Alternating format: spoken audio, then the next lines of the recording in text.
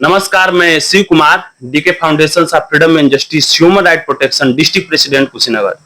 साथियों, कुशीनगर की आवाज में आज हम आपको दिखाएंगे एक माँ की पीड़ा, एक पिता की वेदना, जिन्होंने 3 वर्ष पहले अपने पुत्र को खो दिया। एक माँ का बेटे के प्रति जो मोहब्बत होता है, एक पिता का अपने बेटे के प्रति जो मोहब्बत होता है, उसको इन्होंने खो दिया। 3 वर्षों का संघर्ष, 3 वर्षों से न्याय के आस में भटकती लक्ष्मी त्रिपाठी, निहाल त्रिपाठी की हत्या आज भी एक गुत्थी बना हुआ है जिसको गवर्नमेंट सुलझा नहीं पाई। तमाम संघर्ष इन्होंने किया, गांव से लेकर के शहर तक, शहर से लेकर लखनऊ तक, चलती रही कि अब न्याय मिलेगा, अब न्याय मिलेगा। मामला इनका एफआईआर लग गया। एफआईआर लगने के बाद से फिर इन्होंने संघर्ष करके फाइल को खुलवाया और सीबीसीआईडी तक मामला पहुंचा हुआ है। आज है 9 जून। आज ही के दिन 2 वर्ष पहले, 3 वर्ष पहले इनके बेटे की हत्या कर दी जाती है और उस समय ये घर पे मौजूद नहीं रहती हैं, सिर्फ इनके पिताजी रहते हैं। और हत्या हुआ, तमाम इन्वेस्टिगेशन हुए, पुलिस डिपार्टमेंट ने किया, जो भी लोग हुए उन्होंने किया, लेकिन हत्या का पर्दाफाश नहीं हुआ। 5 महीने बाद से उसमें एफआईआर फाइनल रिपोर्ट लग गया और दर्शाया गया कि वो एक मामला था आत्महत्या का। लेकिन ये मानी नहीं, इनको ये विश्वास नहीं होता था कि इनके जो बेटे थे निहाल त्रिपाठी, उन्होंने आत्महत्या किया है या वो कर सकते हैं। वो फिर संघर्ष करते हुए सचिवालय तक पहुंची। अभी जो मामला है वो सीबीसीआईडी की इन्वेस्टिगेशन तक चल रहा है। तो आइए इनसे बात करेंगे, प्रत्येक पहलू को जानेंगे और समझने की कोशिश करेंगे। सबसे पहले तो मैं जानना चाह रहा हूँ कि वो रात, वो समय, वो घटना जब आपके जीवन का एक काला दिन बन के आया, एक पहाड़ जैसा टूट करके आया, उस समय क्या हुआ, आप कैसी थी, क्या थी, आप बताइए। पहले तो आपके चैनल के माध्यम से उन सभी दर्शकों को मेरा प्रणाम है कि मुझे न्याय देने में मेरा साथ है, न्याय दिलवाने में।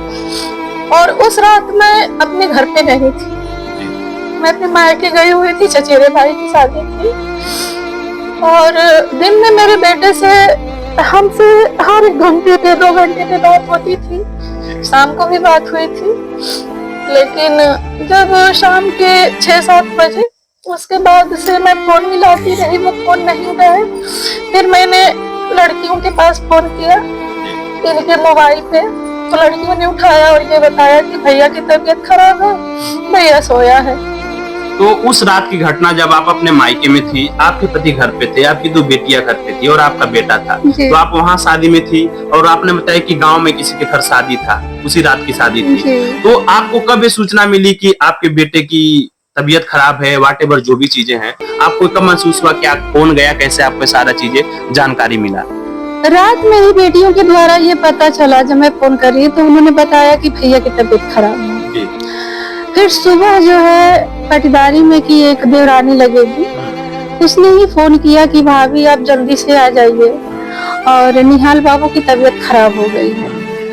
तो मैं गंगेश तिवारी के परिवार में फोन लगी करने, क्योंकि उनके पूरे परिवार का नंबर मेरे पास था।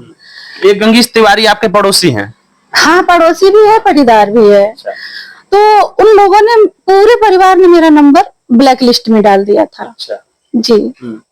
उस रात, उसके पहले आपका नंबर ब्लैक लिस्ट में नहीं था और उस रात जब आपने फोन किया, हाँ, तो आपका नंबर ब्लैक लिस्ट में था। हाँ, 9 जून को, मतलब भोर में ही मैं मिलाने लगी। जैसे ही सूचना मिली कि निहाल की तबीयत खराब है, तो वो लोग जो है मेरा नंबर, पूरे परिवार के लोग ब्लैक लिस्ट में डाल दिए थे। हाँ। फिर क्या हुआ? फिर मैं वहां से मेरे भाई के मोबाइल पे मेरी बेटियों ने फोन किया कि भैया की तबीयत खराब है।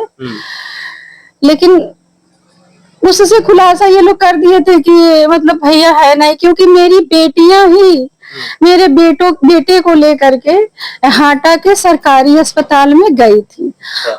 ऑटो से मेरा बेटा गया, जिसमें मेरी दोनों बेटियां बैठी थी, और अपने 4 व्हीलर से अजीत मिश्रा, शंभू तिवारी, विशाल तिवारी और नथुनी तिवारी, बस यही लोग वहाँ पे गए हुए थे, मौजूद थे। जो लोग आपके लड़के के दोस्त थे, मित्र थे, खास थे, ये लोग अपने 4 व्हीलर से गए हुए थे और आपकी 2 बेटियां और आपके बेटे को टेम्पू से लेकर के हॉस्पिटल लेके जाया गया था। ये बात हुई। फिर हॉस्पिटल्स में क्या होते हैं? हॉस्पिटल में मेरे आने से पहले ही डॉक्टर ने ये घोषित कर दिया था कि दम घुटने से इनकी मौत हो गई है। तो जब मैं वहां आई तो मेरे लड़के का शरीर एकदम गर्म था, लूज था, आंखें लाल थी लेकिन बंद थी, और गले पे जो यहाँ से और यहाँ तक निशान थे वो हल्के हल्के थे। जी। मैं डॉक्टर का पैर जाकर के पकड़ ली कि डॉक्टर साहब मेरे बेटे को क्या हुआ है बताइए, तो उन्होंने कुछ नहीं बोला। फिर मैं अपने भाई से बोली कि बाबू ऐसा है, डॉक्टर नहीं बोल रहे हैं तो इनको लेकर के गोरखपुर चलो। अजीत मिश्रा भी वहां पे खड़ा था, मैं उससे भी बोली कि बाबू मेरे बेटे को क्या हो गया, वो भी नहीं कुछ बोला। हाँ, फिर मुझे टेम्पो में बिठा करके और घर पे भेज दिया गया। घर पे जब मैं आई तो अंतिम संस्कार की सारी प्रक्रियाएं चल रही थी आपके बेटे की, जब आप घर पे आए हाँ, तो अंतिम। हाँ। मैं तो अस्पताल में थी तो इसी भ्रम में थी कि मेरा बेटा बेहोश है, क्योंकि शाम को बात हुई थी, पूरे दिन बात हुई थी। ऐसी कोई भी बात नहीं थी कि जिससे मैं जानूं कि आज इनका अंतिम समय है, नहीं तो मैं क्या करने जाती वहां पे, अपने घर पे ही मैं रहती। तो ये सारा प्रकरण हुआ, हॉस्पिटल तक गई, आपकी बेटियों ने सूचना दिया, उनके जो मित्र थे सब लोग दुख में आपके साथ रहे। तो जब ये सूचना मिली कि उनका देहांत हो गया है, पूरे गांव में बात फैल गई कि निहाल त्रिपाठी की हत्या हो गई है या वो दुनिया छोड़ चुके हैं, तो मौके पे जो प्रशासन था, जो हाटा का पुलिस विभाग था, कोतवाल साहब और भी जो डिपार्टमेंट है, वो लोग आए नहीं आए, क्या हुआ उस दिन? जैसे उस दिन सरकारी अस्पताल जो हाटा में है वहां से और पुलिस थाने की दूरी मात्र 200-300 मीटर की दूरी पे होगी, लेकिन जो ये गणमान्य लोग हमारे गांव के थे, गए हुए थे, भूतपूर्व प्रधान थे और लोग थे, तो थाने पे इनको सूचना देनी चाहिए, चाहे जो ग्राम प्रधान थे उनको भी सूचना देनी चाहिए, लेकिन इन लोगों ने ऐसा नहीं किया था। जल्दी जल्दी जल्दी जल्दी अंतिम संस्कार के जो है कार्यक्रम हो रहे थे। फिर जो है मेरा भाई जो रत्नेश त्रिपाठी है वो थाने पे फोन किया कि भाई आइए। मतलब आपके जो गांव के जो लोग थे, आपके बेटे के जो अपने लोग थे, उन्होंने सूचना नहीं दिया प्रशासन को? उन लोगों ने तो मेरे पास भी नहीं फोन किया। आपको भी उन लोगों ने नहीं, मेरी बेटियों के द्वारा मुझे पता चला और एक देवरानी है उसके द्वारा कि निहाल की तबीयत खराब है, लेकिन मेरी बेटियां डायरेक्ट मुझसे नहीं बोली कि भैया की ऐसी हालत हो गई है। उन्होंने मेरे भाई रत्नेश त्रिपाठी से बताया कि मामा भैया की ऐसी हालत हो गई। फिर मेरे गाँव से कुछ नहीं तो 20 4 व्हीलर और उसमें बहुत सारे लोग आए हुए थे। अच्छा, आपके मायके? हाँ, मेरे मायके से। मेरा भाई फोन किया थाने में, तो वहां से पुलिस प्रशासन आई। मैं बैठी रो रही थी, घर को तुरंत सील कर दिया गया। और जो इंस्पेक्टर थे उस समय के, हत्या वाले समय के, तो उनको मैं ये बात कहते हुए सुनी, पता नहीं किस अधिकारी से बात कर रहे थे कि सर प्रथम दृष्टया तो लड़के की हत्या करके और इसके घर के बाहर बनी हुई सीढ़ियों पे बैठा दिया गया है। उधर से अधिकारी के द्वारा क्या कहा गया ये मैं नहीं जानी, नहीं सुन पाई। फिर बात करते करते करते करते गांव के बाहर जो खेत है थोड़ी दूर पे, वहां पे अजीत मिश्रा, गंगेश तिवारी, कोतवाल साहब, ये तीनों लोग आए। आने के बाद क्या बात हुई क्या नहीं बात हुई, हम लोग रोने धोने में लगे हुए थे। आप तो अपने गमों में मशगूल थे। हाँ, कि किसी को कोई सुध नहीं था, किसी को कोई सुध नहीं। तो मौके पे जब प्रशासन आई तो डॉग स्क्वाड टीम भी आता है जब ऐसा मामला होता है, क्योंकि आपके एक नौजवान बेटे थे, तो इसमें तो पूरा बढ़िया से जांच पड़ताल होना चाहिए। तो ये सारा निष्पक्ष रूप से जो भी चीजें हुई, फॉरेंसिक टीम आई थी, छत के ऊपर से लेकर के नीचे तक जहाँ मेरा बेटा बैठाया गया था, जहाँ बैठाया गया था वहां पे 3 अंगुलियों के निशान थे। वो सब कुछ लिया, जिस चादर पे मेरा बेटा सोया था वो चादर काट के ले गई, उसका टी शर्ट ले गई, उसका जीन्स ले गई, सब कुछ ले गई। डॉग स्क्वाड भी आया था तो घर में ही विवेचना हुई। अच्छा, सिर्फ आपके घर में विवेचना? हाँ, घर में ही विवेचना हुई। इतना भीड़ था कि उसमें पता नहीं किसको देख करके वो भौंका, जैसे ही भौंका उस टीम वाले क्या किए, उसको उठा करके ले जा करके गाड़ी में बैठा दिए, बैठा के लेके चले गए। अच्छा, जिस व्यक्ति को देख करके कुत्ते ने भौंका था, उसको उन्होंने उठाया और गाड़ी में रखा? हाँ, ये सब मेरे आंखों के सामने की प्रत्यक्ष बातें हैं, मैं जो देखी हूँ उसको बता रही हूँ। ना ही वो कुत्ता गांव में छोड़ा गया और ना ही कुछ किया गया। तो फॉरेंसिक टीम आई, सब लोगों ने जांच पड़ताल किया, डॉग स्क्वाड की टीम आई, उन्होंने भौंका, किसी को उठाया गया। और उस समय आपके दरवाजे पे सैकड़ों हजारों की भीड़ थी। हाँ। आपके बेटे के जो भी दोस्त थे, यार थे, सब लोग उस दिन आए हुए थे। तो फिर ये जांच कैसे शुरू हुआ, जांच कहाँ तक पहुंचा, कब आपका FR लगा, फाइनल रिपोर्ट लगा, इसके बीच में जो भी प्रक्रियाएं हुई, क्योंकि जो आपका थाना था, स्थानीय थाना हाटा था, यहाँ के जो कोतवाल थे उन्होंने देखा होगा, तो ये प्रक्रिया कब तक चली, कैसे हुई, क्या चीजें हुई? 5 महीने में ही मेरे बेटे के केस में FIR लगा दिया गया। इसमें अनेकों प्रकार के विवेचक लगाए गए, लेकिन दरवाजे पे कोई नहीं आया। जिस दिन घटना घटी उस दिन कोतवाल साहब आए थे। बीच में 2 बार एक दरोगा जी थे जिनका नाम बेखू राय था, वो आए थे। आने के बाद उन्होंने उल्टा सीधा जो है नक्शा नुक्सी बनाया। फिर दूसरी बार आए तो हमें ही धमकाने लगे कि जब आपका बेटा आत्महत्या कर लिया है तो आप इसे हत्या क्यों बता रही हैं। हम कहे सर अगर जो मेरा बेटा आत्महत्या कर लिया है तो वो तो घर के अंदर सोया था, शाम को उसकी तबीयत खराब थी, गांव के लोगों ने ही गंगेश तिवारी, शमू निहाल, विशाल, विनय भाटिया को बुला करके इलाज करवाए, तो फिर वो घर के बाहर आ करके और आत्महत्या कैसे कर लिया। गेट में मैं ताला बंद करवाई थी। तो एक जरूरी सवाल मैं रोकना चाहूंगा। उन्होंने कहा कि आपके बेटे ने आत्महत्या कर लिया, उसकी तो शादी भी नहीं हुई थी। क्या आपका बेटा किसी मानसिक टेंशन में था, कर्ज में था, किसी प्रकार का उलझन में था जिसकी वजह से वो ऐसा कदम उठा सकता है? नहीं, मेरा बेटा इतना जो है कायर नहीं था जी। उसके ऊपर परिवार की जिम्मेदारी थी जी। वो आत्महत्या कभी कर ही नहीं सकता है। जैसे अब इस केस को दबाने की प्रक्रिया शुरू हो गई। जो हत्यारे थे वो कोतवाल साहब से मिल गए। अब कौन सा लालच कोतवाल साहब के अंदर घुसा कि मैं उनसे पूछती रही, वो मुझे झूठा आश्वासन देते रहे। मेरे बेटे का बिसरा रिपोर्ट भी गया, PM तक नहीं करवाने दे रहे थे। जो अजीत मिश्रा जी थे गांव के भूतपूर्व प्रधान, वो मेरा सेकंड निहाल बन रहे थे।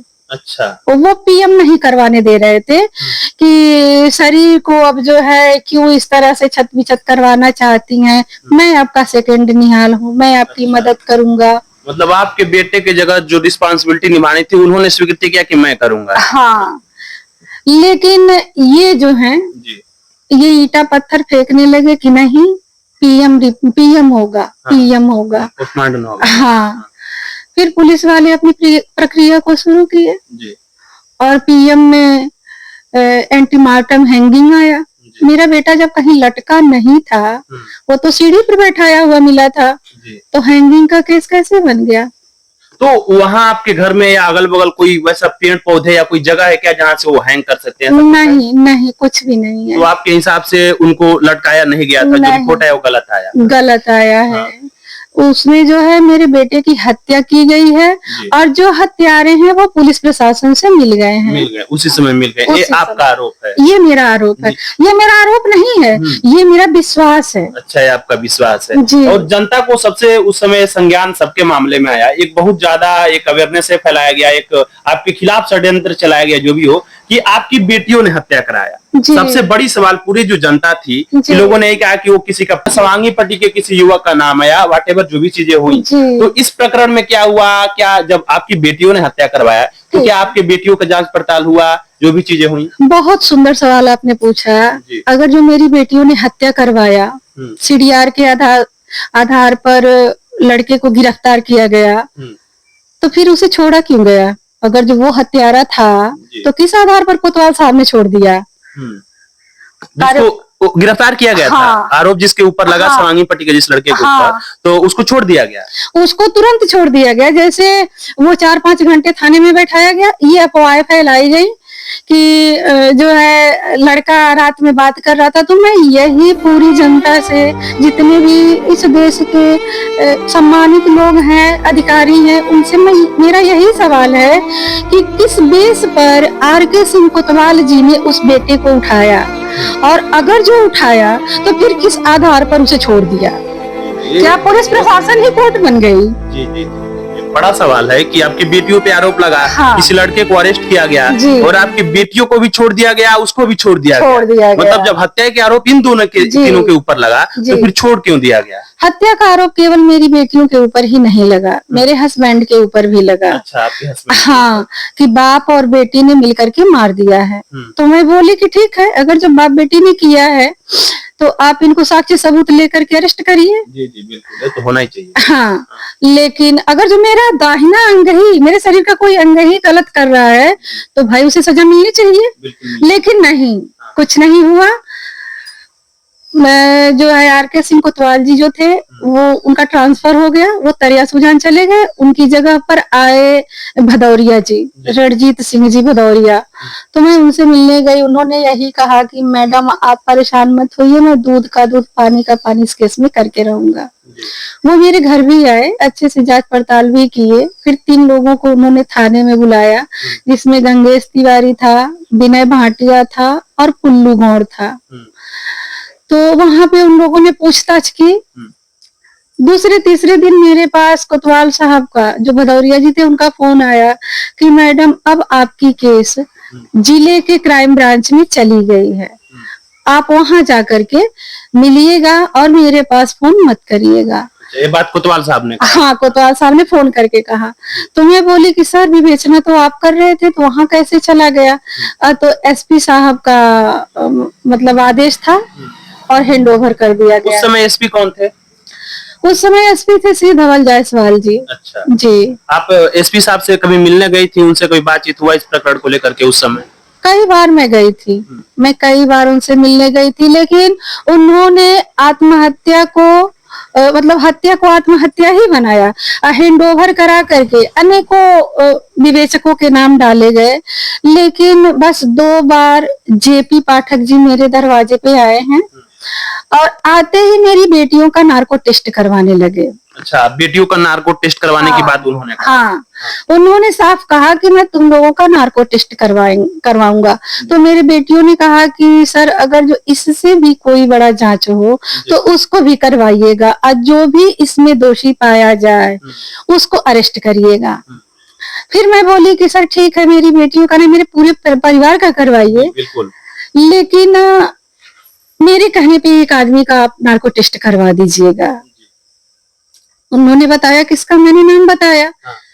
तो फिर वो क्या किए कि यहाँ से गए और जाने के बाद मेरे नंबर को ब्लैक लिस्ट में डाल दिए। मेरे नंबर, उन्होंने बात कहा कि नार्को टेस्ट करवाएंगे, आपकी बेटियों के ऊपर आरोप लगा। तो आपने भी किसी तीसरे व्यक्ति का नाम लेकर उनका भी नार्को टेस्ट होना चाहिए। तो नार्को टेस्ट हुआ कि नहीं हुआ? नहीं हुआ, कुछ नहीं हुआ। 5 महीने में ही मेरे बेटे के केस में एफआईआर लग गया, फाइनल रिपोर्ट।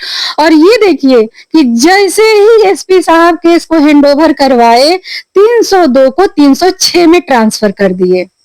अच्छा, ये जो धारा था, धारा को भी बदल दिया? धारा को भी बदल दिए, 302 को 306 में बदल दिए। और उसमें मुझे नहीं, एक कागज लिख करके दिए थे। वो वहां के जो पाठक जी थे, मेरे विवेचक बने हुए थे, तो वो जो है कागज मुझे न दिखा करके इनको दिखाया गया, ये पढ़े। जी।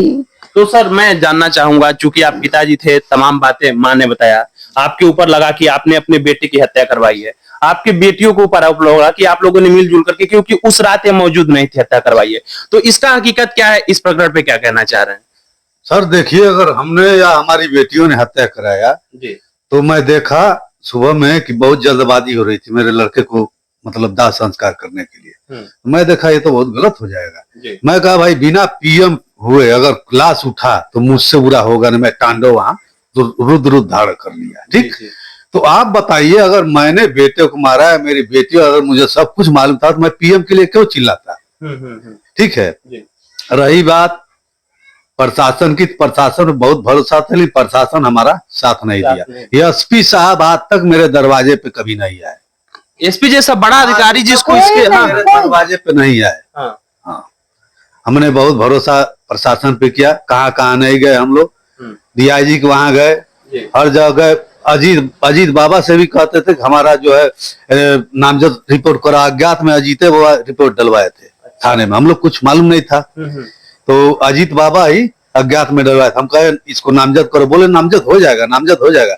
नामजद हो, आज तक होता रहा, हम लोग दौड़ते रहे, नामजद नहीं हुआ, कुछ नहीं, सब लिपा पोती करके बात बराबर हो गई।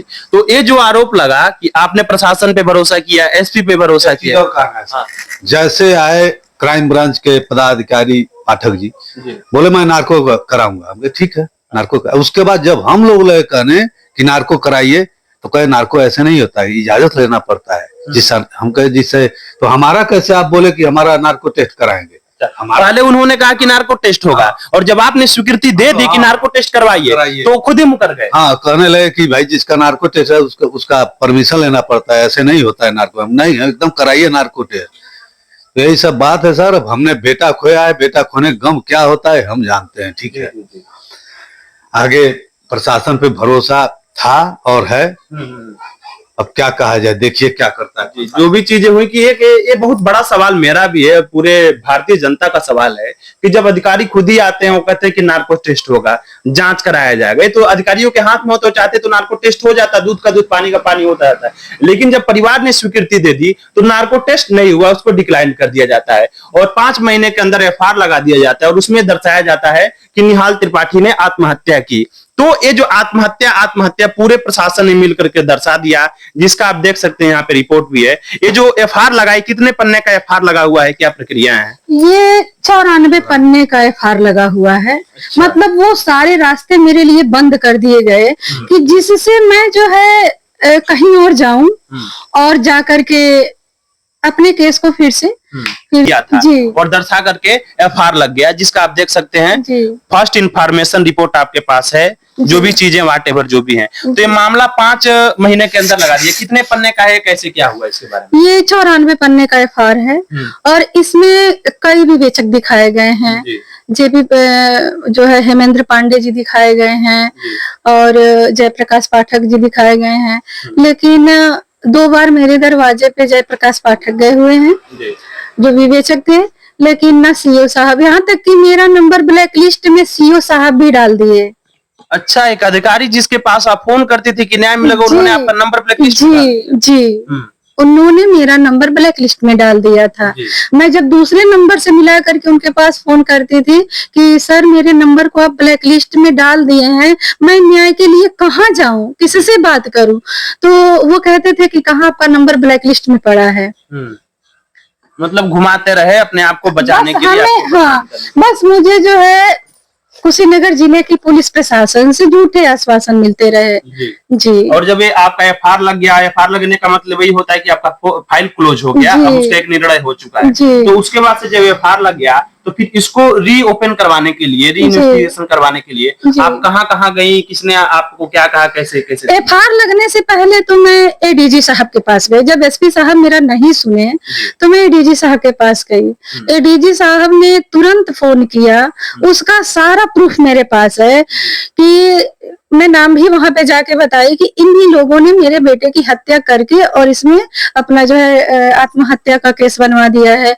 तो उन्होंने तुरंत एसपी साहब के पास फोन किया, जो कोतवाल साहब थे राजेंद्र कुमार सिंह जी, उनके पास फोन किया। उनका फोन भी आया मेरे पास, राजेंद्र कुमार सिंह जी का फोन आया कि मैडम आपने जो डीआईजी साहब को जा करके दिया है तो अब मुझे उस पे काम तो करना ही पड़ेगा, तो उसका नाम बता दीजिए जिनका नाम आपने दिया है। मैं बोली ठीक है सर, तो कल थाने आ जाइएगा। जब मैं थाने पे गई तो वो कहीं चले गए थे नहीं, मुझसे मुलाकात नहीं हुई। फिर इसके बाद कोई बात ही नहीं हुई। मेरा लड़का जहाँ बैठाया गया था वहां पे 3 अंगुलियों के निशान थे। जब ये वहां पे एक डायरी गिरी हुई मिली थी, मैं सारे साक्ष्य सबूत उन लोगों को देती रही, लेकिन मेरा एक नहीं सुना गया जी। तो ये जो किसी ने नहीं सुना, आपके मामले को डिक्लाइन किया गया, उन अपराधियों को बचाया गया आपके हिसाब से? देखिए, मंडल में जितने भी अधिकारी हैं, चाहे डीआईजी साहब हो, चाहे एडीजी, उन सबके मेरे पास रिसीविंग है। तो चाहे डीजी साहब हो, चाहे जो भी हो, मैं सबके पास गई। सब लोगों ने आदेश किया है। 5 बार मैं मुख्यमंत्री जी से मिली हूँ, योगी जी से। 5वीं बार में उन्होंने इस पे जांच का आदेश दिया। एफआईआर लगने से पहले की बात है। 7/11 में उनका जो है, ये देखिए, ये मैं दिखा रही हूँ, ये जो है ये कागज है एडीजी साहब का है। उस समय श्री अखिल कुमार जी वहां पे गोरखपुर में एडीजी थे, तो ये उनका रिसीविंग है। उन्होंने मेरे सामने फोन किया कि इस प्रकरण में पेच है, खुद जाकर के और घटना स्थल का निरीक्षण करो और मुझे 15 दिन के अंदर आख्या भेजो। उस आख्या में क्या लिखा गया क्या नहीं लिखा गया मुझे कुछ भी नहीं पता है, मुझे बताया तक नहीं गया। जो लड़का अरेस्ट हुआ था वो किस बेस पे हुआ था, किस बेस पे छोड़ा गया था, उसके बारे में भी हमें पुलिस प्रशासन के द्वारा कुछ भी नहीं बताया गया। जी, तो कोई भी जानकारी आपको नहीं दी गई, आप बिल्कुल जानकारियों से नहीं गई, कागज दौड़ता रहा और अंत में एफआईआर लग गया। तो आपने बताया कि आप 5 बार मुख्यमंत्री जी के पास गए। जी, उनका भी है मेरे पास। जी, उनका भी जो है मेरे पास आदेश है, मैं दिखा रही हूँ, ये देखिए, ये मुख्यमंत्री जी का आदेश है। जी, जनता दर्शन में आप गई हुई थी मुख्यमंत्री जी के पास। उन्होंने साफ यहाँ पर लिखा है कि व्यक्तिगत रूप से मिला गया है, कार्यवाही करने के लिए कहा। मैं 7:11 में उनसे मिली, तुरंत यहाँ पे एसपी साहब के पास आया आदेश, उन्होंने 6:11 में ही एफआईआर दिखा दिया कि एक दिन पहले फाइनल रिपोर्ट मिल गई है। वो कागज हमसे छुपाया गया। अच्छा, 6:11 वाला कागज हमसे छुपाया गया, लेकिन मैं उसे देख ली थी। 15:11 में एफआईआर जो है मुझे एसपी कार्यालय से 9 सूचना मिल करके एडीजी कार्यालय गोरखपुर से मिला। अशोक कुमार त्रिपाठी नाम के एक इंस्पेक्टर साहब थे, उन्होंने ही बताया कि लक्ष्मी त्रिपाठी जी ये बताइए कि आपके बेटे के केस में आपको कुछ सूचना मिली है। मैं बोली कि नहीं सर, मैं अभी इंतजार में बैठी हूँ। तो आपके केस में फाइनल रिपोर्ट लग गया है। जब आपको ये सूचना मिली कि आपके बेटे के केस में फाइनल रिपोर्ट मिल गया है और इसमें दर्शा दिया कि आत्महत्या था, उस दिन उस समय आपको क्या महसूस हुआ, क्या लगा? हमें बहुत तेज झटका लगा कि क्या यही प्रशासन है, क्या इसी तरह से आम आदमी का जो है फैसला होगा। आहत करने वाली बात हुई थी पुलिस प्रशासन से। पहला तो झटका आपको ये लगा कि आपके बेटे की हत्या हो गई, उस समय आप रोती रही, आत्महत्या कर लिया। और फिर 5 महीने बाद जब एक रिपोर्ट आया कि उसमें दर्शाया गया कि आत्महत्या, मतलब ठोकर पे ठोकर आपको लगता रहा, आपको दबाने की कोशिश हुई, आप लगातार ठोकर खाती रही। तो जब ये रिपोर्ट मिला कि फाइनल रिपोर्ट लग गया है, उसके बाद से आपका विचार कैसे है कि नहीं, आपको तो आपकी आत्मा गवाही नहीं दे रही कि आपके बेटे ने आत्महत्या की होगी, तो फिर आप कहाँ गई, कैसे गई और फिर फाइल इन्वेस्टिगेशन? इसमें जैसे मेरे मायके वालों ने मेरा बहुत सपोर्ट किया, उन्हीं के बल पे मैं वहां तक पहुंची हूँ। फिर उन्होंने कहा कि उनके केस बंद करने से कुछ नहीं होगा, जब तुम्हारी सहमति नहीं है तो बिना तुम्हारी सहमति के तुम्हारा फाइल नहीं बंद हो सकता है। फिर मैं लोअर कोर्ट में प्रोटेक्ट पिटीशन डाली, उसका ये मिला। जज साहब ने, जो लोअर कोर्ट के जज थे, उन्होंने री इन्वेस्टिगेशन का ऑर्डर किया। री इन्वेस्टिगेशन के ऑर्डर में कुछ भी मेरे साथ नहीं हुआ। एक दिन बहुत शाम को संजय शाही नाम के दरोगा थे या दीवान थे, मुझे नहीं पता, मेरे घर आए और कहे कि मैं आपका विवेचक हूँ, लोअर कोर्ट से जो आदेश हुआ है मैं उसकी विवेचना करने आया हूँ। मैं बोली कि नहीं साहब रहने दीजिए, मैं हाथ जोड़ती हूँ, मेरा तो अब कुशीनगर जिले के पुलिस प्रशासन से विश्वास ही उठ गया है। जब हत्या को आत्महत्या बताया जा रहा है तो आप फिर वही लीपा पोती वाला काम करेंगे। भाई एसपी साहब के आप विरुद्ध जा नहीं सकते हैं, बिल्कुल नहीं जा सकते। और मेरे केस को बहुत मजबूती से एसपी साहब देख रहे थे। अब एसपी साहब की क्या मजबूरी थी, उनके ऊपर कोई राजनीतिक दबाव था या अपराधी से वो मिले हुए थे, ये बात तो वही जाने, मुझे नहीं पता था। जी। तो ये मामला शुरू कैसे हुआ, मैं जानना चाहता हूँ कि जब फाइनल रिपोर्ट लग गया, जनता भी ये जानना चाहती है कि फाइनल रिपोर्ट लगने के बाद से तो आमतौर पे शुरू नहीं होता है कि अब तो खत्म हो गया मामला, तो फिर यदि इन्वेस्टिगेशन के लिए आप कहाँ गई, कितना समस्याओं का सामना करना पड़ा, क्या क्या चीजें हुआ? डीआईजी को वहाँ गए। मैं विवेचना से पहले ही मैं डीजी साहब से मिली थी, डीआईजी साहब से मिली थी, मुख्यमंत्री साहब से मिली थी। जैसे सबका मतलब मेरे पास ये देखिए साक्ष्य सबूत है। ये भी है उस पेपर में जो निकला था कि घर के दरवाजे पे युवक की लाश मिली थी, ये पूरा पेपर में निकला था, सारे सबूत मेरे पास हैं। तो सब लोगों ने ऑर्डर किया, सब लोगों ने आदेश दिया। अब जैसे एसपी साहब पूरे जिले में जितने थाने हैं उसके मालिक हैं, तो कोई भी बड़ा अधिकारी उन्हीं से पूछेगा, उन्हीं से वार्तालाप करेगा। लेकिन एसपी साहब इसको आत्महत्या का ही रूप बताते गए कि लड़का सुसाइड कर लिया है, लड़का सुसाइड। तो मेरा बेटा मेरे घर का, चाहे 1 कट्ठा जमीन हो चाहे 10 कट्ठा, उसका राजा था वो, मेरे घर का वो वारिस था, वो आत्महत्या क्यों करेगा? ऐसी कौन सी बात थी कि वो आत्महत्या कर लेगा, जबकि एक छोटी से छोटी बात हो, बड़ी से बड़ी बात हो, वो इनसे नहीं शेयर करता था, अपने पिताजी से शेयर नहीं करता था, लेकिन हमसे शेयर करता था। वो कहाँ गया था, क्या खाया था, ये तक हमसे बताता था। तो उसे इतनी पीड़ा थी अंदर कि उस पीड़ा को झेलता रहा और मेरे ना रहने पे आत्महत्या कर लिया। वो भी शाम को जब उसकी तबीयत खराब हो रही है, गंगेश तिवारी के घर जाने पे इस बात पे क्यों नहीं जांच हुई? उस पीएम में ये क्यों नहीं आया कि वो शाम के समय क्या खाया था, कौन सी उसे दवाई दी गई थी? मतलब ये सब नहीं दर्शाया? नहीं, कुछ नहीं भाई। आप पढ़े लिखे हैं, आप देख सकते हैं, ये पीएम रिपोर्ट है। इतने कागज हैं, हाँ। इतने कागज हैं कि इसको पढ़े तो कई दिन गुजर जाएंगे। कई दिन गुजर लगातार जाएंगे। कागज ही ये कागज देखिए, है। ये इस देश की व्यवस्था है। ये एडीजी जो, ये जब मैं वहां गई थी डीएम साहब के वहां का, मैं डीएम साहब के पास भी गई थी। उस समय डीएम थे एस राजलिंगम जी। तो मैं जाकर के उनका पैर पकड़ ली कि सर कुछ मेरे केस में करिए। तो उन्होंने कहा कि मैं इसमें क्या कर सकता हूँ। मैं बोली सर आप तो जिले के राजा हैं, कुछ भी कर सकते हैं। तो उन्होंने कहा कि ठीक है, मैं एसपी साहब से बात कर रहा हूँ। आज तक वो एसपी साहब से बात करके मुझे ये उनका कागज मेरे पास आया है जी। उन्होंने मुझे मेरा जो है क्या बोलते हैं वो बयान लेने के लिए बुलाया। मैं 3 बार गई, 3 बार उन्होंने बुलाया एडीजी साहब के आदेश पे, और तीनों बार मैं गई हूँ। लेकिन मेरे बयान कहाँ है, मेरे एफआईआर में क्यों नहीं लगे? अच्छा, आपने जो बयान दिया वो बयान लगा नहीं? कुछ भी नहीं लगा है। इसमें जो है 17 गवाहों की गवाही लगाई गई है। अच्छा, उनका तो जो 17 गवाह थे, कहाँ के गवाह हैं? सब सकरौली गांव के ही हैं। अच्छा, सारे जो सकरौली में हत्या होती है, सकरौली के रहने वाले लोगों ने गवाही दी। जी। तो गवाहों से आपने बात किया? जी हाँ। तो गवाहों से जब बात किया तो उन्होंने क्या कहा? कुछ लोगों ने नाम बताया कि फला के कहने पे हम गए, उसके सारे एविडेंस मेरे पास हैं। हाँ। कि फला के कहने पे हम गए हैं। और कुछ ने कहा कि मुझे तो पता ही नहीं है कि मेरा नाम कौन डाल दिया गया है। मैं ये पूछना चाहती हूँ उन सारे आला अधिकारियों से कि हत्या जैसा जघन्य अपराध हो जाएगा और फर्जी गवाह लगा करके केस को दबा दिया जाएगा, बंद कर दिया जाएगा? क्या यही यहाँ के प्रशासन की जो है नियति है? ये तो बहुत बड़ा सवाल है कि मान लीजिए कि मैं गवाह हूँ और मुझको जानकारी ही नहीं है और बता गवाही में नाम डाल दिया। जी। उसी दौरान 5 महीने के अंदर ये कागज देखिए, मेरे ऊपर हमले भी होने लगे। अच्छा। मैं अपने घर पे नहीं रहती हूँ, मजबूरी में अपना घर में छोड़ दी। मुझे हत्यारों की तरफ से धमकियां मिलने लगी कि तुम्हारी बेटियों को हम फंसाएंगे, और हमले भी करवाए जाने लगे।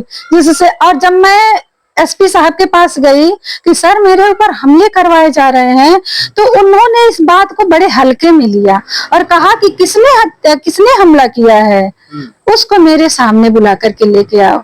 तो जो हमलावर है वो कहेगा कि हाँ मुझे देखिए मैं ही हमला किया हूँ। नहीं, बिल्कुल कभी नहीं कहेगा। हमलावर को जो है मैं थाने 112 पे फोन की, 112 नंबर की गाड़ी रात में ही आई, और आने के बाद दूसरे दिन वो गया। 5-6 घंटे थाने में बैठाया गया था। उसके बाद 2 गवाह मिल करके पता नहीं क्या हमें आश्वासन दिया गया कि हम इसे भेजेंगे चालान एसडीएम साहब के ऑफिस में देवरिया। लेकिन जब मैं घर आ गई, मुझे घर भेज दिया गया। जब मैं घर आ गई तो देख रहे हैं कि वो छूट करके आ गया और हंस हंस के बातें। पुलिस प्रशासन मेरा रोआ उखाड़ ली।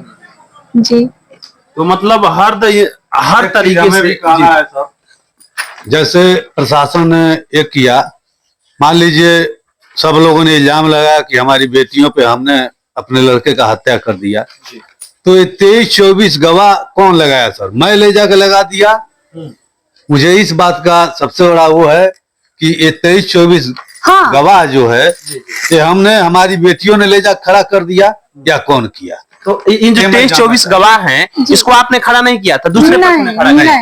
पूछने पे बताते हैं लोग मैं गया ही नहीं, बिना गए ही उनकी गवाही हो गई सब कुछ जो है। मतलब गवाह गए भी नहीं और उनकी गवाही दर्ज कर ली। कुछ लोग गए, कुछ लोग नहीं गए, उनकी गवाही उसके जो है प्रत्यक्ष प्रमाण मेरे पास है। अच्छा। क्योंकि एफआईआर वाली जब कॉपी हम निकलवाए कोर्ट में जाकर के, तो उसमें सारे गवाहों के नाम और कुछ थे जो उनका मोबाइल नंबर भी था, वो नंबर देख देख करके हमने फोन किया तो कुछ लोगों ने बताया कि नहीं मैं नहीं जानता हूँ, कुछ लोगों ने कहा कि मैं तो जिले का क्राइम ब्रांच देखा ही नहीं हूँ, लेकिन कुछ ने बताया कि हाँ फला के कहने पे हम गए थे जी। और सबका एक ही बयान है। अच्छा। उसमें कोई भी जो है त्रुटि थोड़ी सी भी नहीं हुई है। सब लोगों ने सेम बयान दिया हुआ जी, है। जिन लोगों ने 23-24 लोग आपने नाम बताया सबने सेम बयान दिया हुआ है। और जब आपने उनसे बात करी तो कुछ लोग स्वीकार करे कि किसी के कहने पे गए थे। हाँ। और कुछ लोग करे कि मैं बयान देने गया ही नहीं था और मेरा बयान दर्ज हो गया। हाँ। ये तो इन्वेस्टिगेशन का मामला है कि कई लोगों से पूछा जी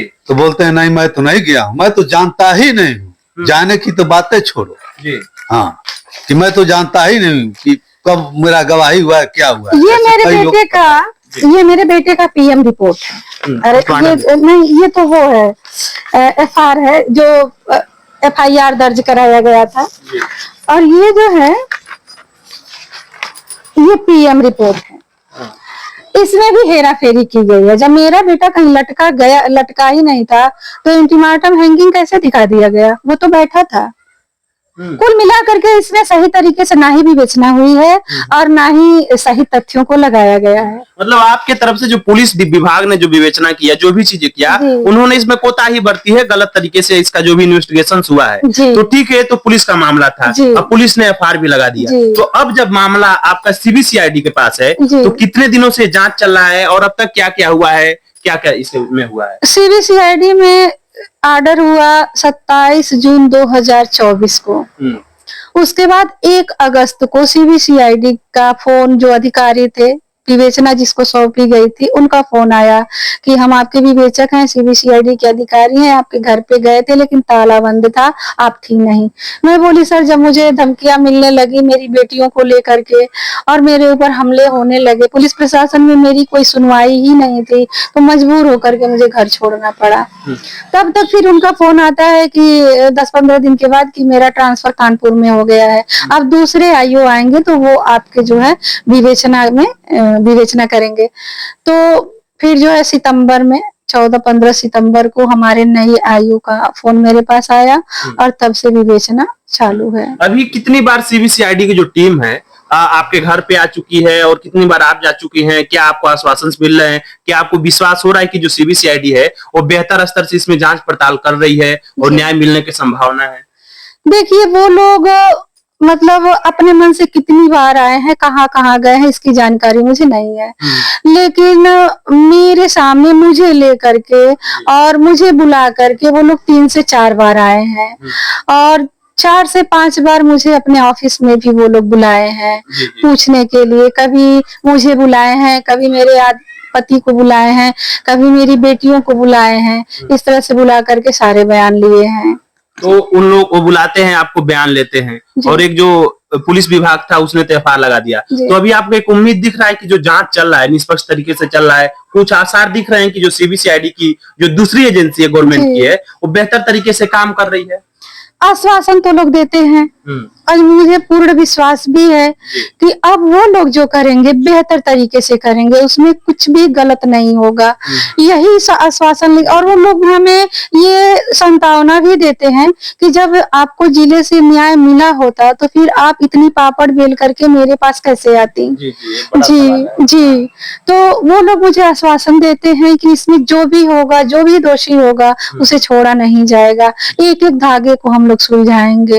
हाँ, सीबीसीआईडी का जो मामला है उसमें समय लगता है, एक एक पक्ष को लोग जानते हैं, उसके बाद से रिपोर्ट लगाते हैं। तो 2024 से लेके आज 2025 हो गया, इतने दिन हो गया, तो आप चूंकि एक धरातल से उठी महिला है, ग्रामीण महिला है और न्याय के लिए आप लड़ रही हैं, अपने बेटे को न्याय दिलाने के लिए लड़ रही हैं। वे लोग जिन्होंने उनकी हत्या कर दिया, जिनके ऊपर आरोप लगे, उनको सजा दिलाने के लिए आप, मैं देखता हूँ आप फेसबुक पे एक ट्रेंड भी चलाती हैं कि जस्टिस फॉर निहार, क्योंकि ज्यादा से ज्यादा लोगों तक बात पहुंचेगी तब ज्यादा से ज्यादा लोग इस हकीकत को जानेंगे। तो एक बड़ी सवाल मैं जानना चाह रहा हूँ, क्योंकि 3 वर्ष पहले हत्या हो गई और उस समय भी मीडिया था, तो क्या किसी मीडिया वाले ने इसको दिखाया, इसको बड़े लेवल पे उठाया गया, इस मामले को दिखाया गया, अपने मीडिया वालों से संपर्क किया, उन्होंने क्या कहा? जब मैं मीडिया वालों के, पहले तो नंबर नहीं था मेरे पास, जैसे हम लोग, मेरा परिवार कभी इन सब चक्करों में पड़ा ही नहीं था, लेकिन 1-2 मीडिया वालों का नंबर हमें मिला तो फोन पे तो सब लोग मतलब आनाकानी करने लगे। हाँ, अजीत मिश्रा जो है 4 मीडिया वालों को बुला करके लेके आए थे। अच्छा, जब हत्या हुई थी। जी। हाँ। और उन लोगों ने मेरा बयान लिया। उस समय मुझे सूझ ही नहीं रहा था कि मैं क्या बोलूं। जैसे आदमी पागल हो जाता है, ये जो विवेक काम ही नहीं कर रहा था। उन लोगों ने मेरा बयान लिया, मेरे आंखों के सामने उन लोगों ने ये भी कहा अजीत मिश्रा से कि जितने लोगों का ये नाम बता रही हैं उनका जो है मोबाइल चेक करवाया जाए, लोकेशन पता किया जाए कि वो लोग उस समय कहाँ थे। तो वो लोग तो सकरौली के ही रहने वाले थे। अगर जो हत्या भी कर रहे हैं तो मोबाइल घर पे रख करके कर रहे हैं। हो सकता है कि नहीं हो सकता है, लेकिन नहीं, पुलिस प्रशासन चुप, मेरी हर बात पे चुप तो चुप, फाइनल रिपोर्ट लगा करके मामले को रफा दफा कर दी। मीडिया वालों ने, मेरा सवाल, मीडिया वालों ने आपको बात को दिखाया? नेशनल मीडिया नहीं वालों ने? नहीं, कुछ भी नहीं। मीडिया वाले, हाँ, उसके बाद से मीडिया वाले एक ही बार आए, अजीत मिश्रा लेके आए, उसके बाद से मीडिया वाले आए ही। और उस दिन जब आपका बयान लिया गया, उसको चलाया गया सार्वजनिक रूप से जनता? नहीं, कुछ नहीं। आपका बयान लिया अगर उसको प्रसारित नहीं किया? नहीं, कुछ नहीं हुआ।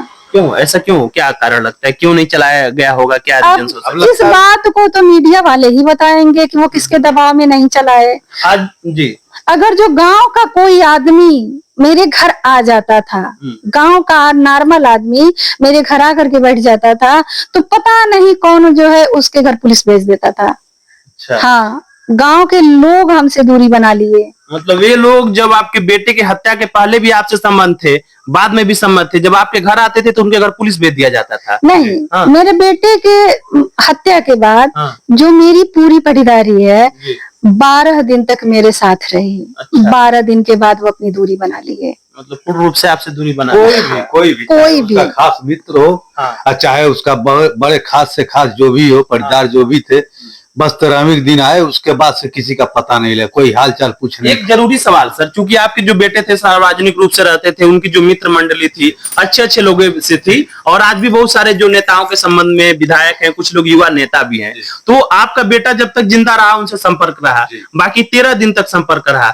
आज के डेट में कोई भी जो उनका दोस्त था, बहुत बड़ा हितैषी था, कोई फोन करता है, मिलने आता है आप लोगों से? कोई तो ऐसा था कि कहता था मैं दूसरा निहाल हूँ, ठीक है। अच्छा। आज के डेट में उसका पता नहीं लगता को कहाँ गया। हाँ, एक बार एक शब्द पूछने है कि आप लोग कैसे हो, क्या है, कुछ भी नहीं। और एक चीज बताइए, अगर हमने हमारा बेटा एक ही था, मेरा कमाऊ पुत्र था, हर तरह से अच्छा था, मैं अपने बेटे की हत्या क्यों करूंगा? जी, आप बताइए। कुल मिलाकर के अपराधी को बचाने के लिए मेरे वहाँ ब्रेजा गाड़ी आने वाली थी। अच्छा। मैं HF डीलर से चलता था, लड़का मेरा बुलेट से चलता था। लेकिन क्या बताएं, कष्ट की बात है, हर सपना रह गया। मतलब आपके घर में एक नई 4 व्हीलर आने वाली थी, आपके बेटे ने मेहनत परिश्रम किया था कि ये गाड़ी आएगा, आपकी भी एक उम्मीद होगी कि मेरा बेटा गाड़ी खरीदे, तो बड़ी कमाऊ बेटा था मेरा, हर तरह से एक ही बेटा था, मैं उसको क्यों अनहित करने जाऊंगा? कोई ऐसा बाप दुनिया में पैदा है जो अपने बेटे की हत्या कर दे, वो करा दे? और एक ही औलाद, सब कुछ जो था वो मेरा ही था। आज दौड़ते दौड़ते आज तक प्रशासन से देखिए भरोसा उठी है। जैसे आपने कहा कि क्या CBI पे भरोसा है, तो देखिए भरोसा तो उठ चुका है प्रशासन से, लेकिन लास्ट भरोसा है, देखते हैं क्या करते हैं, नहीं तो उसके बाद तो देखा जाएगा। बाकी आपको न्याय पे भरोसा करना पड़ेगा। सर, एक मेरा भी सवाल, एक बहुत जरूरी सवाल मैं करना चाहूंगा आपसे। जब आपके बेटे निहाल जिंदा थे, तमाम मित्र थे उनके, सैकड़ों हजारों की संख्या में दोस्त थे, और सबका हेल्प भी करते थे जो भी होता था, लेकिन हत्या के बाद से क्या अभी जो उनके मित्र थे, कभी उन लोगों ने आपको फोन किया, मिलने आते हैं, कुछ करते हैं? कहीं कुछ नहीं सर। क्यों? अब क्या पता। जी, लड़का जब तक था 500,000 लोग थे।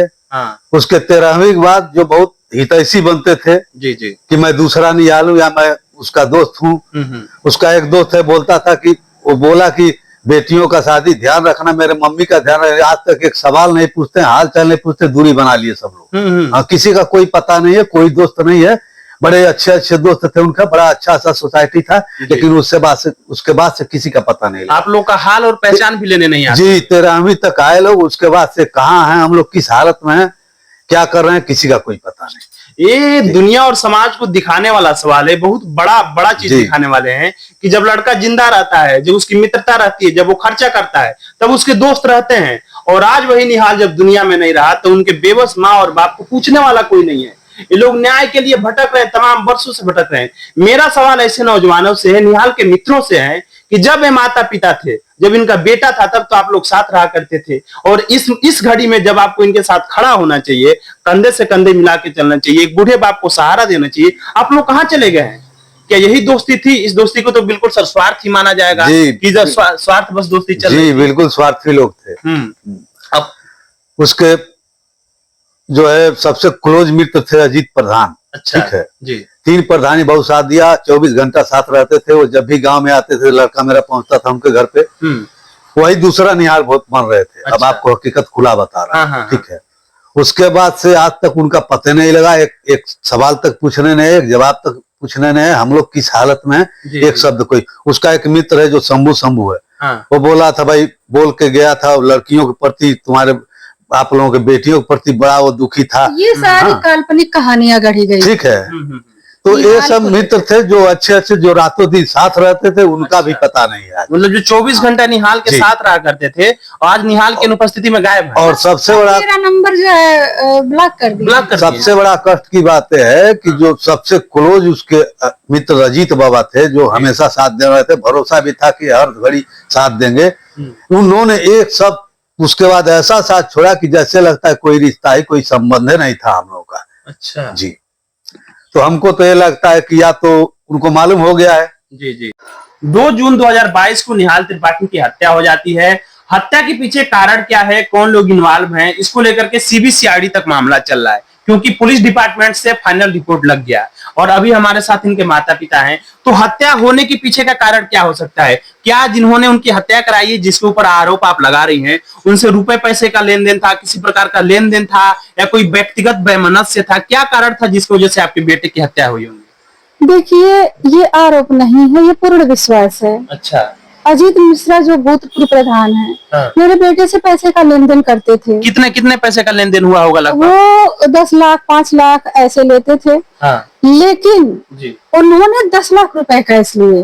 5 लाख जो है बैंक से वो कभी भी पैसा मंगाते थे तो अपने खाते में नहीं मंगाते थे। अच्छा, थर्ड पार्टी के खाते में पैसा? या तो वो हैंड कैश लेते थे और नहीं तो किसी दूसरे के खाते में मंगाते थे। 10 लाख रुपए में 5 लाख रुपए उनको कैश दिया गया। मतलब 5 लाख रुपया उनको जो है मेरे खाते से निकाल करके दिया गया। आपका खाता किस बैंक में है? ग्रामीण बैंक में, जो सकरौली गांव में है, वहां से। और 4.5 लाख रुपए घर में थे, वो दिए गए। 50,000 रुपए घट रहे थे। तो मेरे बेटे ने मेरे ससुर जी के और मेरे पति जी के ज्वाइंट खाते खुलवा करके 50,000 रुपए वही सकरौली गांव के बैंक ऑफ बड़ौदा से लोन लिया और उसको दिया गया, जो कि लोन आज भी पड़ा हुआ है, भरा नहीं गया। लोन कौन सा था सर? केसीसी? अच्छा, केसीसी आपने खेत को बंधक रख के लोन? जी जी जी, आज भी पड़ा हुआ। और पैसे को लेकर के हाटा चौराहे पे हमारे बेटे से अजीत मिश्रा से बातचीत हुई, दनका दनकी हुई, जैसे नहीं लगा था कहाँ सुनी हो गई। एक सप्ताह पहले भी तो मैं अच्छा, पैसे को लेकर जी, तो मैं हुआ और उसके बाद मेरे बेटे की हत्या हो जाती है। तो आपके बेटे ने 10 लाख रुपए जो आप बता रही उनको दिया था, तो किस काम के लिए दिया होगा, क्या कारण होगा? वो जमीन दिलवाने के लिए बोले थे। अच्छा। कि मैं ही जमीन दिलवा दूंगा और मैं ही बेचवा भी दूंगा। अच्छा जी। कि उससे जो प्रॉफिट होगा फिर बहनों की शादी अपने करना। अच्छा जी, मतलब आपके बेटे ने विश्वास करके उनको लेन देन किया एक जमीन लेकर। अगर जो मेरा बेटा विश्वास करता था इस पूरे संसार में तो वो थे अजीत मिश्रा। अच्छा। अजीत मिश्रा के ऊपर उसका अटूट विश्वास था। और ये भी जब गांव में आते थे तो फोन करते थे कि निहाल मैं गांव में आ रहा हूँ, तो मेरा बेटा 5-6 लोगों को जाता था लेकर के। वहाँ 5 घंटे 6 घंटे रात में या दिन में लोग बैठते थे। लेकिन ऐसी कौन सी बात हुई कि सबसे खास जब अजीत मिश्रा मेरे थे तो उन्होंने मेरा साथ क्यों छोड़ा? पहले आप ही साथ छोड़ के भाग गए। अच्छा, जिसके सबसे हितैषी से उन्होंने सबसे पहले आप ही साथ छोड़ के भाग गए। 2 बार। क्या समझे? अब देखिए, फाइनल रिपोर्ट में 2 बार अजीत मिश्रा ने गवाही दी है। क्यों आप गवाही दिए? आप तो मेरे बेटे के सबसे हितैषी थे ना। उनको तो आपके लिए खड़ा होना चाहिए कि जो भी हत्यारा है मेरा पक्ष लेना चाहिए ना। जी जी। लेकिन ऐसी कौन सी बात हो गई कि आप जो है मेरा पक्ष छोड़ करके बच्चों के साथ जो है और विपक्षियों के साथ, मेरा तो ब्लेम है कि मेरा बेटा गंगेश तिवारी के घर गया, उसने ही चाय पानी पिलाया, वहीं पे मेरे बेटे की ये कैसे जो इत्तेफाक हो सकता है कि गंगेश तिवारी के दरवाजे पे मेरे हस्बैंड गिरे, गंगेश तिवारी के दरवाजे पर ही मेरे बेटे ने चाय पानी पिया। जब 3 दोस्त एक साथ जाते हैं तो केवल एक को ही क्यों चाय पानी आता है, वहीं पे तबीयत खराब होती है। गंगेश तिवारी ने ही इलाज कराया। मेरे बेटे को सुबह में सीढ़ी पे बैठा हुआ सबसे पहले गंगेश तिवारी की माता कमला देवी ही देखती हैं। हमारे बेटे को उठाने वाला गंगेश तिवारी ही है। सीढ़ी पर से उठा करके जो है तख्त पे सुला दिया, 2 बाल्टी पानी डाल दिया, फिर उसके बाद सारे साक्ष्य सबूत मिटा दिया। गंगेश तिवारी की वाइफ जो दीप्ति तिवारी है वही जो है दरवाजा खोल करके हमारी बेटियों को जा करके जगाती है। मेरे घर का जितना भी मेरा नंबर था वो लोग ब्लॉक कर देते हैं और उसी दिन से मेरे घर आना जाना, बात करना, बोल सब चीज बंद हो गया। तो मेरा आरोप तो गंगेश तिवारी के परिवार के ऊपर था। दोनों भाई आए और गए। उसके बाद से हत्या होने के बाद से सुबह के बाद इन लोगों का पता नहीं अपना जनेऊ में भीड़ गए, अपना कार्यक्रम कर रहे हैं। अच्छा। पूरा दिन 8 तारीख के पूरा दिन मेरे घर आए गए। आप जो एलिगेशंस लगा रही हैं, बार बार नाम लिया जा रहा है गंगेश तिवारी हाँ। लेकिन जो पैसे का लेन देन था आपका अजीत मिश्रा के साथ था। आपके बेटे का जो लेन देन था, और आपने बताया कि वो दूसरा निहाल बन रहे थे। निहाल का जो सबसे प्रिय था, सबसे विश्वसनीय कोई था तो अजीत मिश्रा थे। तो उनपे विश्वास करते थे, चुनाव में उन्होंने सपोर्ट भी किया और उन्होंने पैसे भी दिया कि जमीन लिया जाएगा। तो क्या रीजन हो सकता है कि आज जब मामला जांच का विषय है, आरोप जिनके ऊपर आप लगा रही हैं या जो भी एलिगेशंस की किसी ने हत्या करवाया है, तो ऐसे कौन से कारण हो सकते हैं कि अजीत मिश्रा को या जिसके ऊपर आरोप लगा रही हैं, तो ऐसा क्यों किया जा सकता है? क्या अब ये जांच का प्रकरण है, अब तो CBCID ही इसे निकालेगी ना किसने हत्या किया, क्यों किया। इसमें मैं क्या, मेरी जब सुनवाई ही नहीं हुई है और जितनी भी बातें रही हैं हम वहाँ के अधिकारियों को बता चुके हैं, तो अब उनका ये काम है, ये उनके ऊपर निर्भर करता है इस जांच प्रक्रिया को आगे वो लोग कैसे लेके जाएंगे। जी। तो अभी जांच चल रहा है, जो भी चीजें चल रही है, मामला पुलिस से होकर के CBI तक चला गया। तो अभी जो लोग साथ हुआ करते थे, 5-7 जो उनके बिल्कुल क्लोज मित्र हुआ करते थे आपके बेटे के, तो वो लोग साथ देते हैं, वो लोग फोन करते हैं, उनसे बात होती है? कभी नहीं, कभी नहीं। जब निहाल थे तो 500 मित्र थे। यहाँ तक कि जो सपा के नेता राधे श्याम सिंह जी हैं, उनके बेटा विधायकी में या किसमें उठे थे उस समय 2021 या 22 में मेरा बेटा खुला उनका सपोर्ट किया था। अच्छा, विधायक जी के जो चुनाव लड़ रहे थे उनका सपोर्ट भी किया? हाँ। जो ये मंत्री है ना सपा के राधे श्याम सिंह यादव जी, तो मेरा बेटा उनके बेटे का खुला सपोर्ट किया। मैं उनके पास फोन की, विधायक जो मंत्री जी हैं, हाँ मंत्री जी के पास, कि सर मेरे बेटे की हत्या हो गई है, मेरा हेल्प करिए। तो वो बोले कि ठीक है, आप जो है FIR की कॉपी और जो दस्तावेज है उनको लेकर के आइएगा। मैं जाने वाली थी, मैं फोन करी कि सर आप कहाँ हैं, मैं आ रही हूँ। लेकिन उन्होंने कहा, पहले दिन तो वो हमें आश्वासन दिए, लेकिन दूसरे दिन उन्होंने कहा कि सरकार मेरी नहीं है, इसमें मैं कुछ भी नहीं कर पाऊंगा। तो आखिर में कहीं न कहीं से तो ये दबाव बनाया ही गया ना, वो न्यूट्रल हो गए।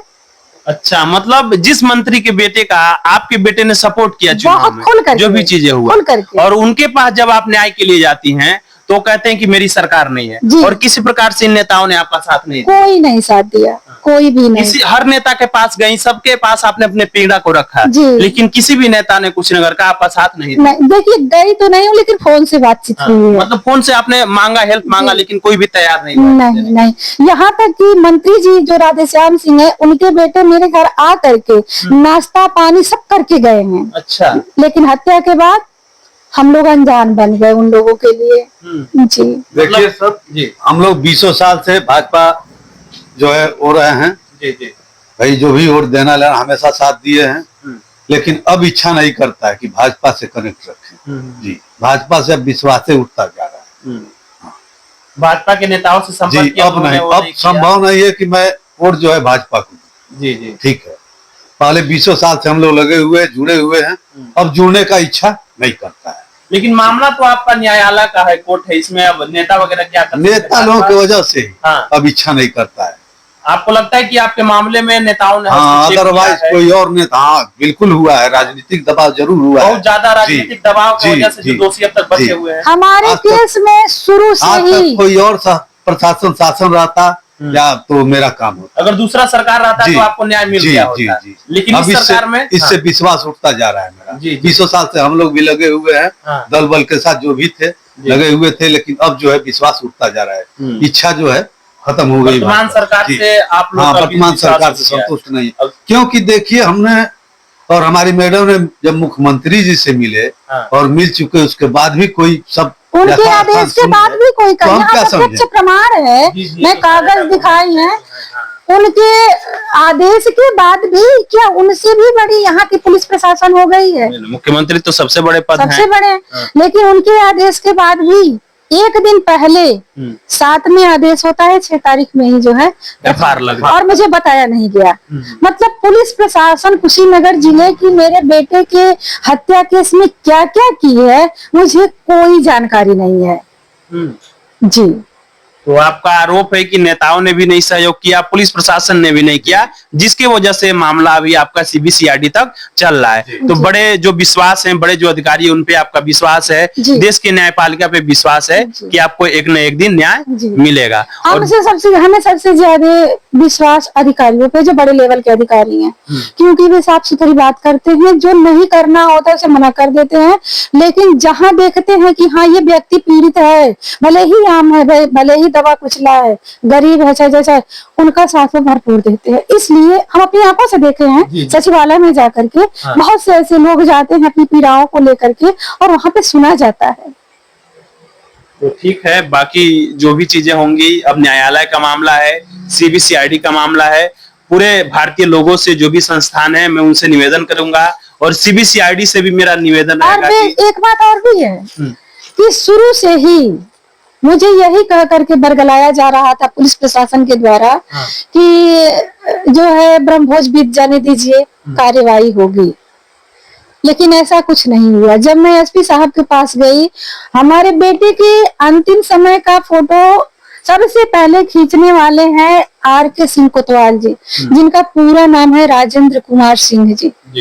सबसे पहले वही फोटो खींचे, उसके बाद जो है मेरे रिलेशन के जो लोग थे वो फोटो खींचना शुरू किए।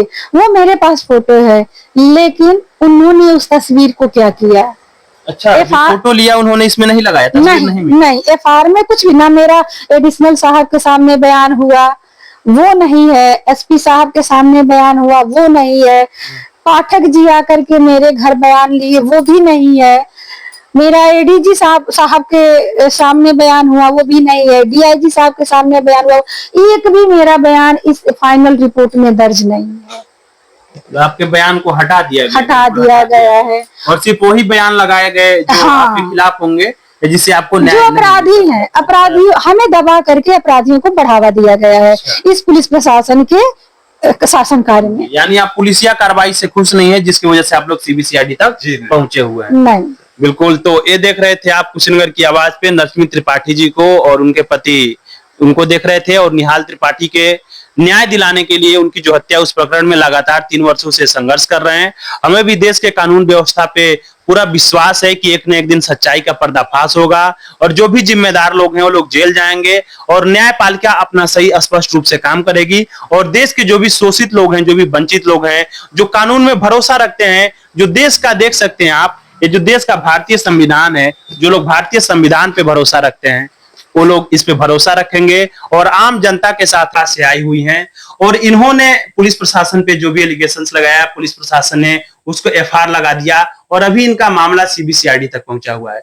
मैम एक अपील करना चाहती है पूरे देश के लोगों से, हमारे जो राष्ट्रपति महोदया हैं द्रौपदी मुर्मू जी से, हमारा जो सुप्रीम कोर्ट है उनसे निवेदन करना चाहती है, हमारे जो प्रधानमंत्री मोदी जी से, हमारे जो भी बड़े अधिकारी हैं, देश के जो भी संस्थाएं हैं, मानवाधिकार है, सबसे एक निवेदन करना चाहती हैं, इनके निवेदन को सुना जाना चाहिए। आप चूंकि संविधान ली हुई हैं, पूरा भारत जो है संविधान से चलता है, इसमें संविधान के हिसाब से भारत का हर नागरिक बराबर है, जो भी अन्याय करता है उसको सजा मिलना चाहिए और जो पीड़ित है उसको न्याय मिलना चाहिए। तो संविधान के माध्यम से राष्ट्रपति महोदय, सुप्रीम कोर्ट, सभी लोगों के लिए आप क्या कहना चाह रही हैं? मैं यही कहूंगी कि मुझे इस संविधान के ऊपर पूर्ण भरोसा है जी। और ये भी आशा मेरे अंदर है कि मुझे न्याय मिलेगा, भले ही लेट हो लेकिन न्याय मुझे मिल करके रहेगा। मैं माननीय राष्ट्रपति महोदया से यही निवेदन करूंगी, यही अनुरोध करूंगी, यही गुहार लगाऊंगी कि मेरे बेटे के केस में जल्द से जल्द न्याय दिलवाने का कार्य करें। जी। और बाकी हमारे जो प्रधानमंत्री जी हैं वो चाहते हैं कि सबके साथ न्याय हो, हमारे योगी जी चाहते हैं सबके साथ न्याय हो। तो आप सर, आप इनके पति हैं, आपने भी अपना बेटा खोया हुआ है और आप लोगों को पूरा भरोसा है देश के न्याय पे कि आपको न्याय किसी न किसी दिन मिलेगा, और इसी उम्मीद में आप 3 वर्षों से संघर्ष करते रहे हैं। तो आप इस बारे में क्या कहना चाहेंगे? जी, मुझे माननीय प्रधानमंत्री जी से जी और मुख्यमंत्री जी से जी और मुर्मू जी से निवेदन है, बाकी सबसे निवेदन है कि मुझे न्याय दिलाया जाए। हम लोग बहुत परेशान हैं, बहुत अथाह हो चुके हैं। 3 साल का दिन बहुत बड़ा दिन होता है। हाँ। इसलिए मुझे माननीय प्रशासन पे और शासन प्रशासन हर चीज पे भरोसा है, इसलिए हमें न्याय दिलाएं सर। जी। मोदी जी, प्रधानमंत्री जी और योगी जी, आप लोगों की भाई हर तरह से सब ठीक ठाक चल रहा है, मेरे साथ भी न्याय दिलाएं। जी, मुझे यही कहना है। हमारी भी मांग यही रहेगी, हमारी ह्यूमन राइट्स की भी मांग यही रहेगी, सबकी मांग यही रहेगी कि आम जनता का जो विश्वास है, जो भारत का संविधान है, इंडियन कॉन्स्टिट्यूशन है, इस पर से न उठ पाए। एक ऐसा परिवार जो 3 वर्षों से लगातार संघर्ष कर रहा है, न्याय के लिए दर दर भटक रहा है, उसका विश्वास न तोड़ा जाए और जो भी रिस्पॉन्सिबल अथॉरिटी है, जो भी संस्थाएं हैं, जो भी एजेंसी है, वो जांच पड़ताल करके दोषियों के ऊपर कार्रवाई करें और ये जो पीड़ित परिवार है, निहाल त्रिपाठी के माता पिताजी के साथ न्याय हो और देश में जो रूल्स एंड रेगुलेशन है, जो लॉ एंड ऑर्डर है, उसको बराबर रखा जाए, बरकरार रखा जाए और देश के पीड़ित लोगों के साथ न्याय किया जाए। Shiv Kumar, DK foundation of freedom and justice, human right protection, district president, Kushinagar. Thank you so much.